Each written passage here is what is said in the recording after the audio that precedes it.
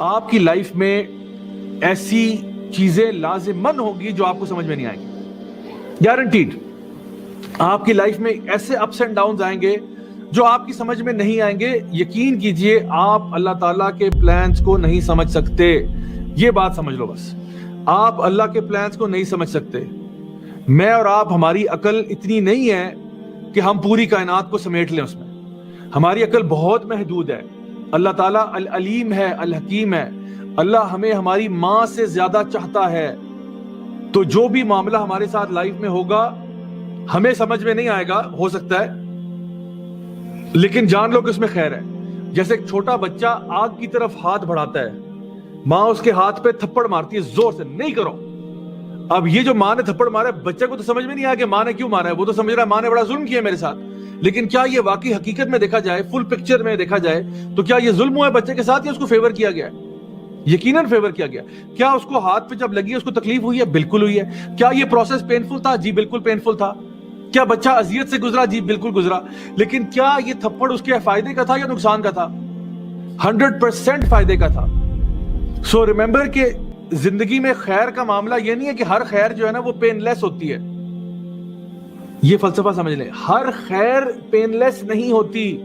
بہت دفعہ زندگی کے سب سے اہم ترین سبق جو ہے نا وہ آپ کو پین سکھاتا ہے، آپ تکلیف سے سیکھتے ہیں۔ اگر آپ اس تکلیف سے نہ گزرتے آپ وہ سبق نہ سیکھتے۔ ہماری لائف میں ایک پرابلم کی آتی ہے نا، یہ بات غور طلب ہے کہ وہ مصیبت جو بھی ہے ہماری اکثر و بیشتر ہماری سمجھ میں نا اس ٹائم پہ وہ نہیں آ رہا ہوتا۔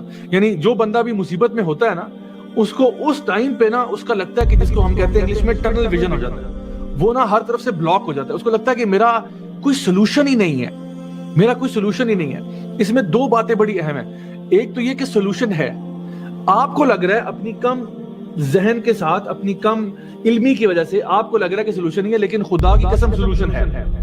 سو ڈونٹ ٹیل می کہ میں ایسی مصیبت میں ہوں جہاں سے کوئی راستہ باہر نہیں ہے، یہ جھوٹ ہے۔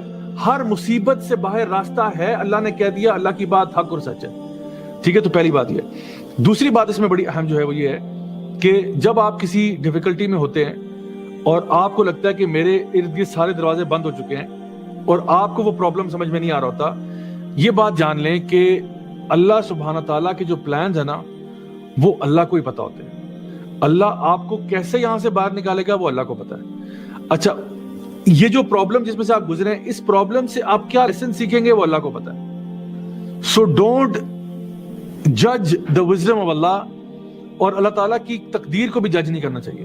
اور اسی لیے میں آپ کو بتاؤں ایک بڑی خوبصورت ذکر، بڑی خوبصورت دعا نبی کریم صلی اللہ علیہ وسلم نے سکھائی کہ ہم کہتے ہیں کہ رضیت باللہ ربا وبالاسلام دینا وبمحمد صلی اللہ علیہ وسلم نبیا۔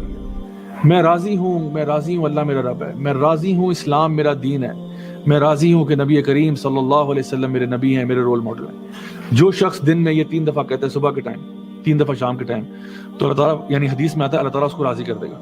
جس نے یہ کہا نا کہ میں اللہ سے راضی ہوں، اللہ اس کو راضی کر دے گا۔